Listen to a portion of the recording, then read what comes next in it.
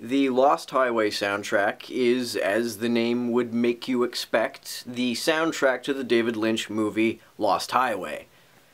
This is an album that just about everybody I knew in high school had a copy of. It seemed as though the artists on this album are the ones that every goth kid listened to in high school, or at least when I was in high school. Well, you know, except for the really snobby goths who said that they never listened to Manson or Nine Inch Nails because they're too mainstream. The hipster goths. But I know, for me at least, this is an album that I always had in my book bag next to my Discman. Yes, I am that old. It's an album to which I have referred in several other videos because it has such significance for me. It's such a touchstone of my musical tastes in general. Along with Manson and Nine Inch Nails, this album, which was produced by Trent Reznor, also featured David Bowie, Smashing Pumpkins, Rammstein, and Lou Reed. Although many of the people that I knew had this album, oddly enough it seemed as though very few of them had ever actually seen the movie. I myself have only ever seen bits and pieces of it. I love David Lynch movies, but I've never gotten around to seeing this one. This record is probably best known for the Nine Inch Nails single, The Perfect Drug. The video for The Perfect Drug is probably the first Nine Inch Nails video that I had ever seen. I remember watching Much Music one day and they said they were going to play a Manson video, but instead they played the Perfect Drug video, and I was like, wait a minute, this isn't Manson.